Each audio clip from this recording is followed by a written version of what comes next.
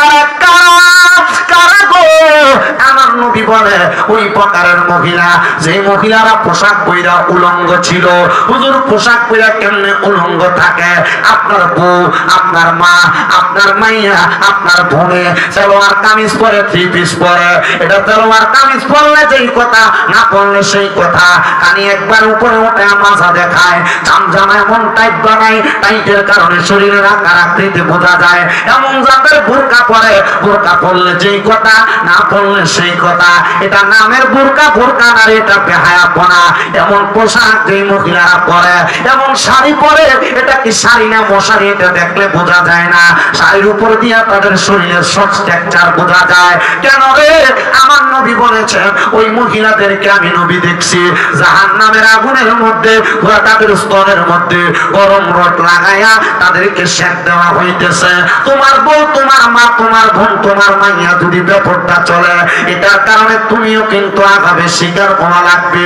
এর মা বোনেরা, তোমার গলার আওয়াজ যদি পরপুরুষে শোনে, এটার কারণে তুমি জবাব দেওয়া লাগবে। এর মা বোনেরা, তুমি যদি ব্যাপারটা চলো, এটার কারণে জবাব দেওয়া লাগবে। তোমার গলার আওয়াজ যদি পরপুরুষে বেশি শুনতে পায়, এটার কারণেও জবাবদিহিতা করা লাগবে।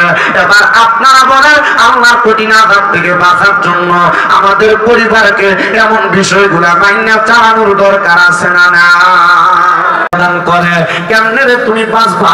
কেমনে রে তুমি বাঁচবা? না, তুমি বাঁচতে পারবা না।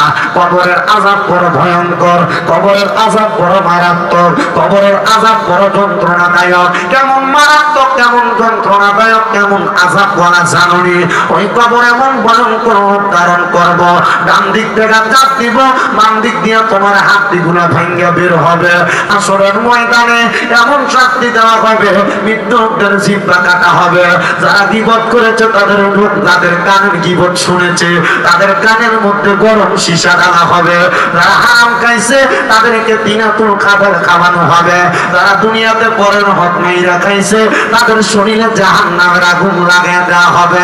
চামড়া কইসা কইসা পড়বে, কিন্তু মানুষগুলোর শরীরে আবার চামড়া হবে, আবার তাদেরকে শাস্তি দেওয়া হবে। তোমার কি মায়া লাগে না? তোমার কি দয়া লাগে না? এই কঠিন শাস্তি তুমি কেমনে সহ্য করবা?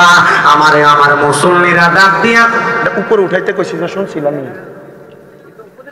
আমার মুসল্লি বাবারা ডাক দিয়ে কয়, ও স্বামীন দাদা, আমরা যে কোরআন করতে পারি না, আমরা এই জন্য কান্দি।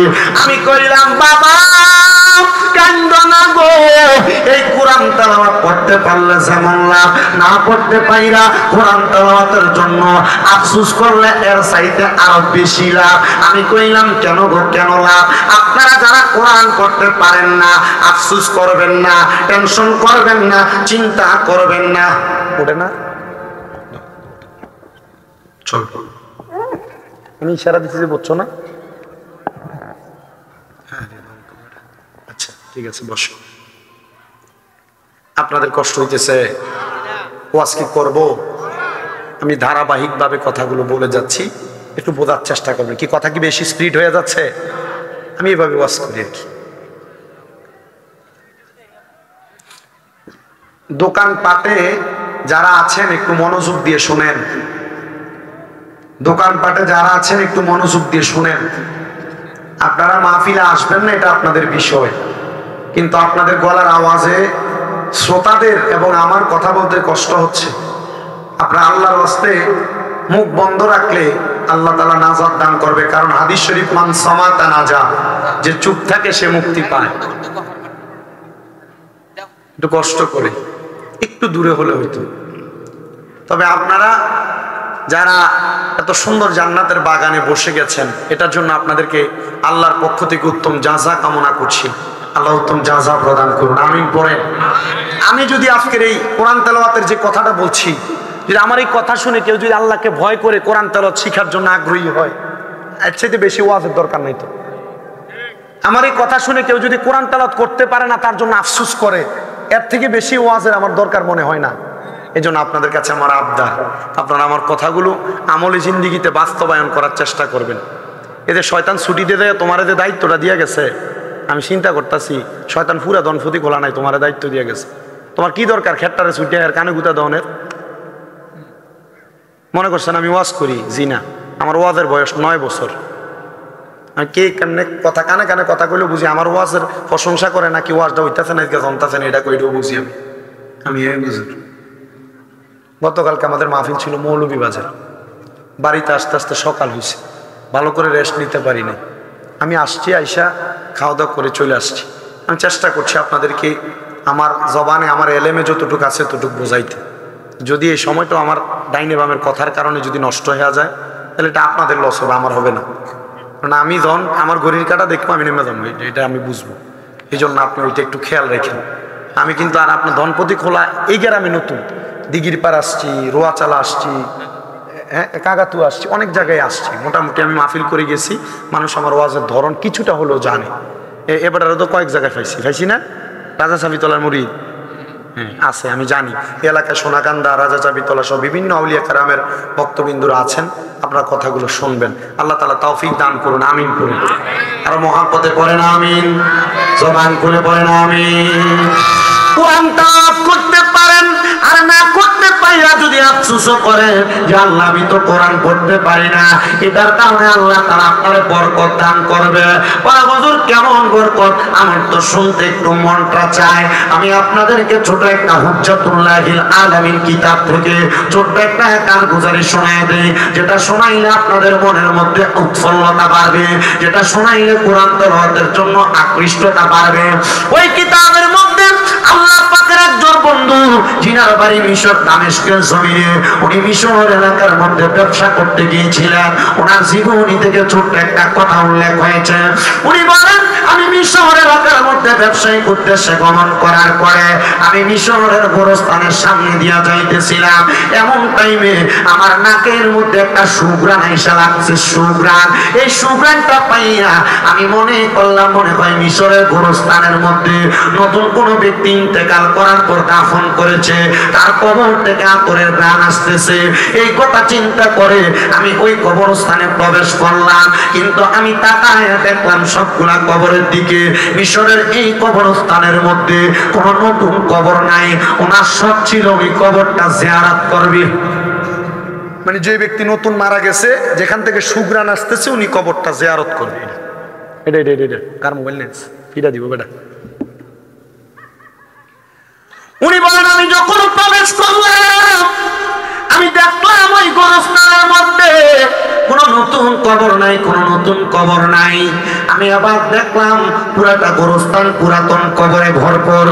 আমি কবরস্থানের একবারে শেষ প্রান্ত পর্যন্ত গেলাম। আমি যা দেখলাম একটা কবর একবারে ভাঙ্গা, ওই কবর থেকে আমার নাকে সুঘ্রাণ আসতেছে। আমি ভাঙ্গা কবরটা দেখা ওই কবরের সামনে দাঁড়াইলাম। রাস্তা দিয়া মানুষ হাইটা হাইটা যায়। আমি তাদেরকে জিজ্ঞাসা করলাম এই এলাকার বাসিন্দারা তোমরা কি বলতে পারো গো এই কবরটা কার কবর? সবাই বলে আমরা চিনি না। এমন টাইমে একজন বৃদ্ধ ব্যক্তি হেঁটে হেঁটে যাচ্ছেন। যখন হেঁটে হেঁটে যায় যাওয়ার সময় ওই বৃদ্ধ ব্যক্তিটাকে ডাক দিলাম, এই আমার বৃদ্ধ বাবা আপনি বলেন না এই যে ভাঙ্গা কবরটা দেখা যায় এই কবরটা কার কবর গো? উনি বলেন এটা তো আমাদের এলাকার একজন কাঠুরিয়া যে জঙ্গলার মধ্যে কাঠ কাটতো তার কবর। বলে কবরটা যেহেতু তার আপনি কি তার পরিচয় জানেন, তার বাড়ির পরিচয় জানেন? বলে হ্যাঁ মিশরের বড় মসজিদের পশ্চিম অঞ্চলে তার বাড়ি। আল্লাহর উনি বলেন আমি হাঁটতে হাঁটতে মিশরের বড় মসজিদের পশ্চিম অঞ্চলে গেলাম। ঘরের সামনে যাইয়া আমি সালাম দিলাম, আসসালামু আলাইকুম ওয়া রাহমাতুল্লাহ। আমি সালামের কোনো জবাব পাই না। দুইবার সালাম দিলাম কোনো জবাব পাই না। তিনবার সালাম দিলাম কোনো জবাব পাই না। আমি চলে আসবো এমন টাইমে মহিলা কণ্ঠে আমার একটা সালামের জবাব দেয়। আমি মহিলা কণ্ঠ পাইয়া আর পেছনে ফিরা তাকাইলাম না। আর আমাদের বাংলাদেশের বেড়ারা কইলে বেড়িরার কণ্ঠ পাইলে পেছন থেকে ফিরে কইতো ভাবি ভালো আসেননি, কথা কয় না রে, ঠিক কিনা বাবা? এ মুসলমান ইমানদারের দলেরা একটু অন্তরের কান্ডটাকে বয়ানটা শ্রবণ করার চেষ্টা করবেন। ওই আল্লাহর বান্দা বলে মহিলা কণ্ঠের আওয়াজ পাইয়া আমি আবার তার দিকে ফিরলাম না। আমি পেছনের দিকে 20 কদম হাঁটলাম। আমি তার থেকে 20 কদম দূরে রইলাম। আমি 20 কদম হাঁটার পরে হঠাৎ করে আমি আবার তার প্রশ্ন করলাম, মা গো আপনি একজন মহিলা, আপনার সঙ্গে বেশি কথা বলা যাবে না, অল্প সময় কথা বলবো। কারণ কোন মহিলার গলার আওয়াজ পর পুরুষ যদি শুনতে পায়, তাহলে ওই মহিলাটার গলার আওয়াজের কারণে কবিরা গুনাহ হবে। আর আমরা সমাজের মহিলারা এই বাড়িতে ফুটরে ডাক দিলে 10 বাড়ি 3 বাড়ি 4 বাড়ি শোনা যায়। আপনারা বলেন এমন কাউয়া সিলা গলাওয়ালা বেরিয়াই তো ধনফটি খোলা আছে না? না আছে। এবার ঝগড়া করলে 10 বাড়ি শোনা যা, জামাইরে গোলামের ফুটকে গালি দে লগের ঘরে শোনা যা, আছে না? ফুটাই ছেড়ে অভিশাপ দে, আল্লাহর গজব পড়ুক তোর উপরে, তুই এই কামটা করছিস না, কয় না? নবীজি মেরাজে যাওয়ার পর 3 প্রকার মহিলা দেখছেন। কয় প্রকার? 3 প্রকার। নবী বলেন 1 প্রকার মহিলা দেখছি যে মহিলাদের জিহ্বাকে আগুনের কেচি দ্বারা কাটা হয়। নবীজি কেন? বলে এই মহিলারা তাদের স্বামী এবং সন্তানকে অভিশাপ দিছে। নাউজুবিল্লাহ নাই। মাহফিল কমিটির ছেলেরা তোমরা একটু কষ্ট করে এখানে বাজারে যারা কথা বলে এদের কথার আওয়াজ কমাও।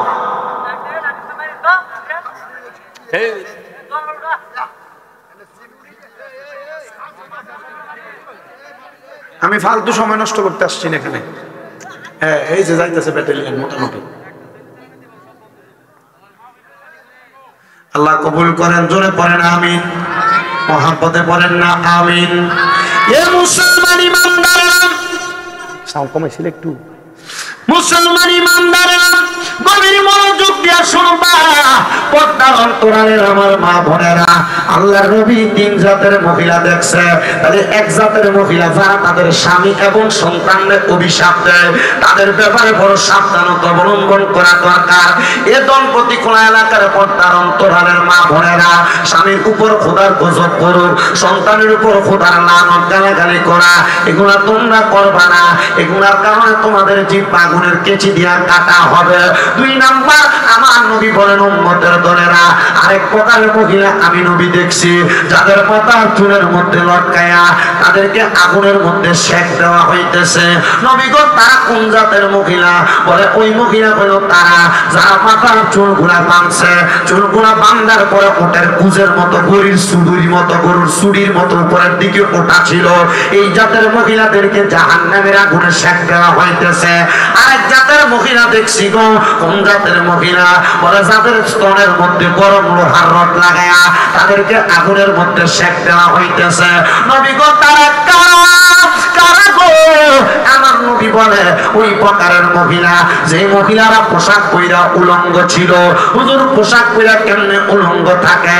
আপনার বউ, আপনার মা, আপনার মাইয়া, আপনার বোনে সালোয়ার কামিজ পরে, 3 পিস পরে। এটা সালোয়ার কামিজ পরলে যেই কথা, না পরলে সেই কথা। কানি একবার উপরে উঠে মাথা দেখায়, জামা এমন টাইট বানায়, টাইটের কারণে শরীরের আকার আকৃতি বোঝা যায়। এমন জাতের বোরকা পরে, বোরকা পরলে যেই কথা, না পরলে সেই কথা। এটা নামের বোরকা, বোরকা না, এটা বেহায়াপনা। এমন পোশাক যেই মহিলারা পরে, এমন শাড়ি পরে, এটা কি শাড়ি না মশারি, এটা দেখলে বোঝা যায় না। শাড়ির উপর দিয়া তাদের শরীরের শর্ট স্ট্রাকচার বোঝা যায়। কেন রে? আমার নবী বলেছেন ওই মহিলাদেরকে আমি নবী দেখছি জাহান্নামের আগুনের মধ্যে, তাদের স্তনের মধ্যে গরম রড লাগাইয়া তাদেরকে সেক দেওয়া হইতেছে। তোমার বউ, তোমার মা, তোমার বোন, তোমার মাইয়া যদি ব্যাপারটা চলে, এটার কারণে তুমিও কিন্তু আগামী শিকার হওয়া লাগবে। এর মা বোনেরা, তোমার গলার আওয়াজ যদি পরপুরুষে শোনে, এটার কারণে তুমি জবাব দেওয়া লাগবে। এর মা বোনেরা, তুমি যদি ব্যাপারটা চলো, এটার কারণে জবাব দেওয়া লাগবে। তোমার গলার আওয়াজ যদি পরপুরুষে বেশি শুনতে পায়, এটার কারণেও জবাবদিহিতা করা লাগবে। এবার আপনারা বলেন, আল্লাহর কঠিন আযাব থেকে বাঁচার জন্য আমাদের পরিবারকে এমন বিষয়গুলা মাইনা চালানোর দরকার আছে না? না। বহুত মিয়া সাবরা নামাজ পড়ার কারণে দুজকে যাইব। কেন? কারণ মিয়া সাহেবের বউ বেফরদা ঘুইরা বিষ্ণুপুর বাজারটারে আউড়ে এলেছে। কথা কন না খা। বহুত মিয়া সাহেবরা 5 ওয়াক্ত নামাজ পড়া দুজকে যাইব, মিয়া সাহেবের মাইয়া গায়ে হলুদের অনুষ্ঠানে ড্যান্স মারছে। কথা বুঝছেন? বহুত মিয়া সাহেবরা জাহান্নামে যাইব নামাজ পড়া, কারণ তারা তাদের বউরে মাইয়ারে, তারা তাদের বোনরে পর্দা করায় নাই। আপনারা কি বুঝতেছেন? কষ্ট হইতেছে আপনারা? আব্বা কই যা যা যা যা যা যা যা। এখানে তো এটা স্বাভাবিক, মক্কা শরীফে দশা নামাজে তার আল্লাহু আকবার এই সামনে দিয়ে তো মুড়ে পুরা আমি জিজ্ঞেস আমি তো বুঝি, আমি দেখলে বুঝি মোটামুটি। বুলে কমে খুলে গেছিল আপনার দরজা। এদের প্রতি কখনো অবহেলার নজরে তাকানো উচিত না। এটা আমরা কথার কথা বইলা ফেলি আর কি। এই ব্যাপারে বড় সাবধান। আল্লাহ রসুল ইবনে মাজাহ শরীফের 303 নম্বর পৃষ্ঠার একটা হাদিস শরীফ বলছে, আলা উখবিরুকা আম মুলুকিল জান্নাত, আমি কি তোমাদেরকে জান্নাতের বাদশা সম্পর্কে খবর দিব না? নবীজি জি দেন। নবীজি কইতাছে ওয়ালা রাজুলুন দাইফুন মুস্তাদাফুন যু তিমরাইন লা ইউবাহু লাহু লাউ আকসামা আলাল্লাহি লা বাররা, এমন ব্যক্তি যে ব্যক্তি দেখতে দুর্বল, শরীরের কাপড় এলোমেলো, দেখলে তোমার পছন্দ হইতো না, কিন্তু কোনো দোয়া করলে আল্লাহ দোয়া কবুল করে নেবে। সুবহানাল্লাহ। দেখুন আপনারা ইবনে মাজাহ শরীফ 303 নম্বর পৃষ্ঠার হাদিস। আল্লাহ কবুল করেন, আমিন।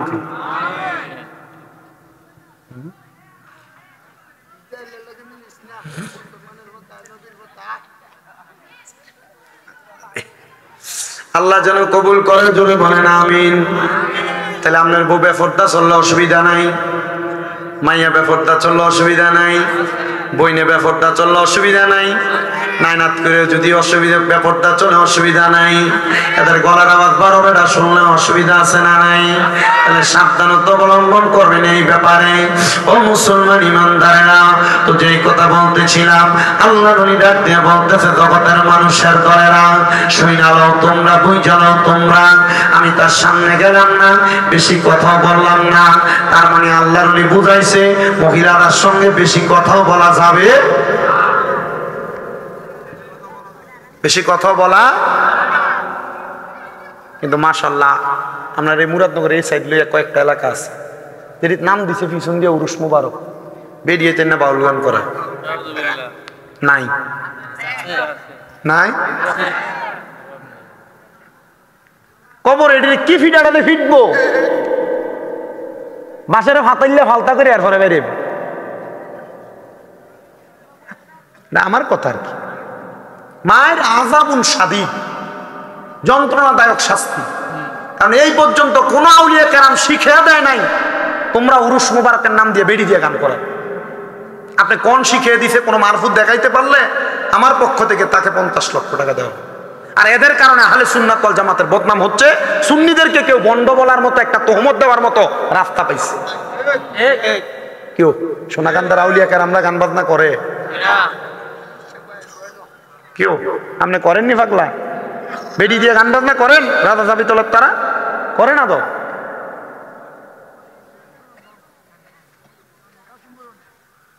পীর কাশিমপুর আর কি। তাহলে আউলিয়া কেরামের সরল পথে বেডি নাচানাচি নাই আছে? আউলিয়া কেরামের সরল পথে বাউল গান নাই আছে? আউলিয়া কেরামের সহজ সরল পথে নারী পুরুষ একসাথে মেলামেশা নাই? যেখানে আছে এখানে ভণ্ড। আসতে কোন কেন পুলিশে ধরে লয়ে দেবো গা? না, আল হক তো মুররুন, উচিত কথা থিতা। আপনার বালা লাগলেও ঠিক, আপনি ঠিক কইলেও ঠিক, না কইলেও ঠিক। আমার মুসলমান ইমানদারের দলেরা গভীর মনোযোগ দিয়ে আলোচনা শ্রবণ করার চেষ্টা করেন বাবা।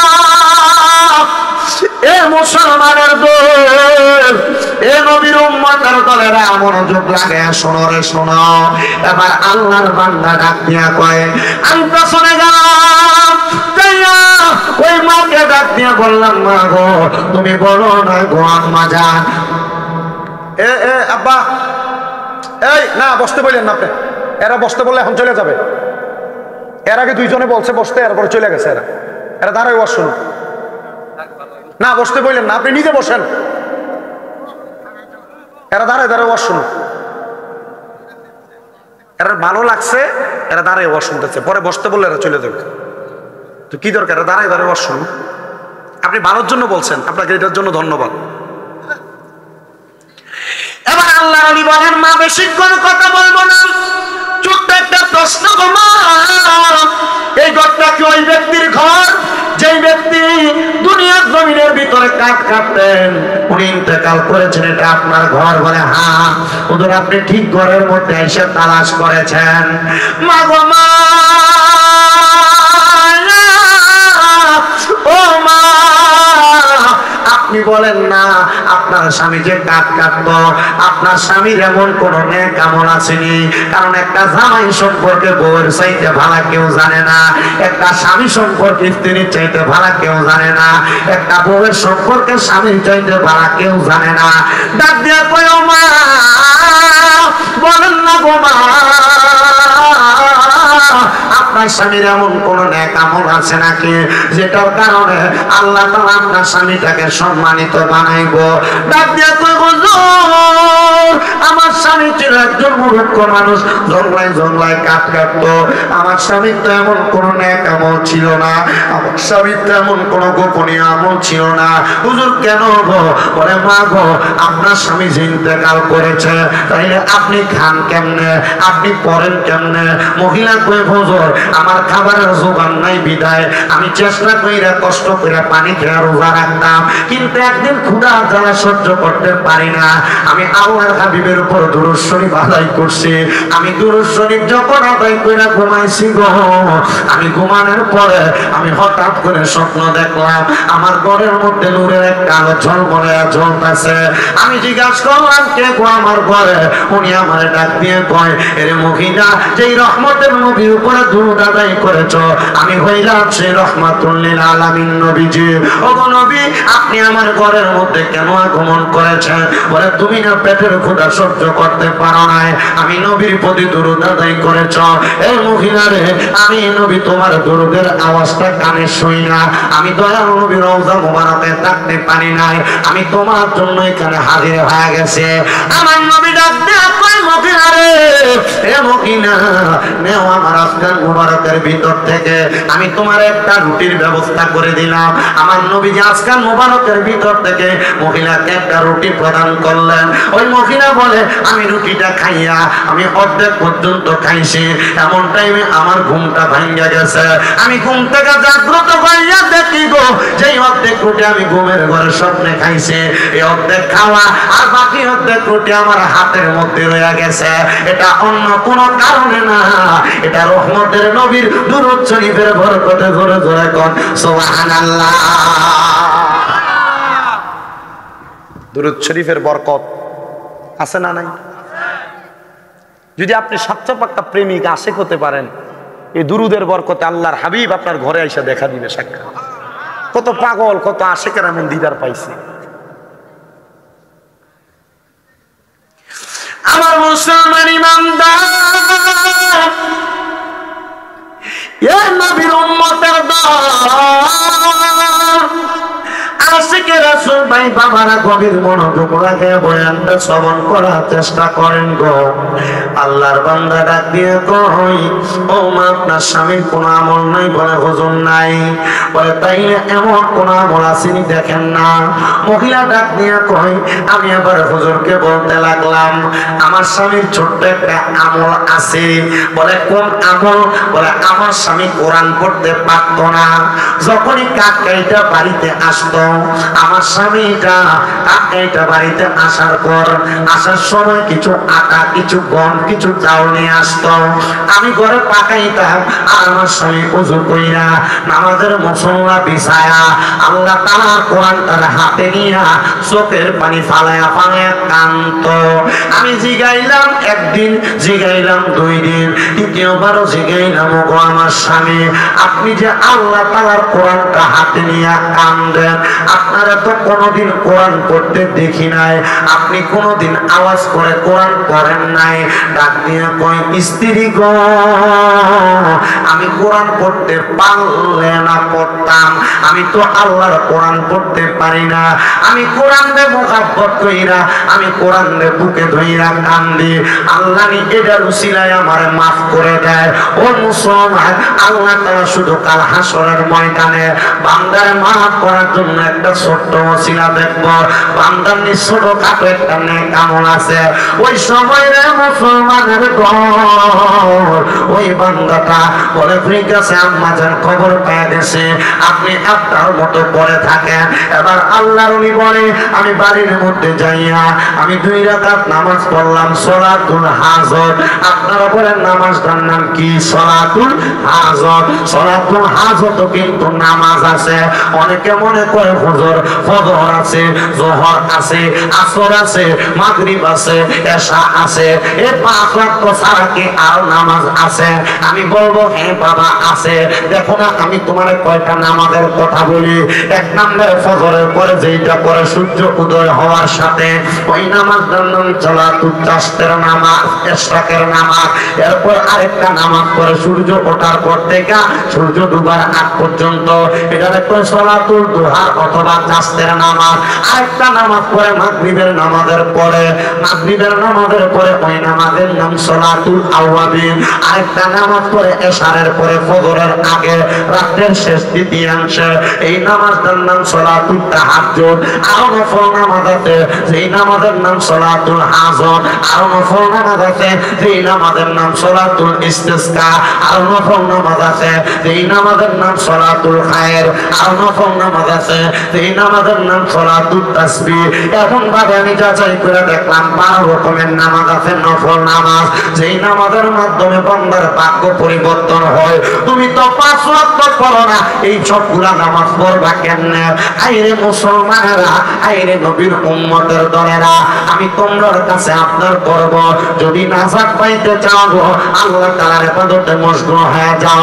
ওই বান্দা ডাক দিয়ে কয় আমি সালাতুল হাজতের নামাজটা পড়া আমার আল্লাহ তাআলার কাছে বলতে লাগলাম, আল্লাহ আমি জানি না এই ব্যক্তির কবরে তুমি কেন আগে সুন্দর সুগ্রাণ দিছ, আমার তো জানতে বড় ইচ্ছা হয়। উনি বলে আমি সালাতুল হাজতের নামাজটা পড়া কাঁদতে কাঁদতে ঘুমায় গেছি।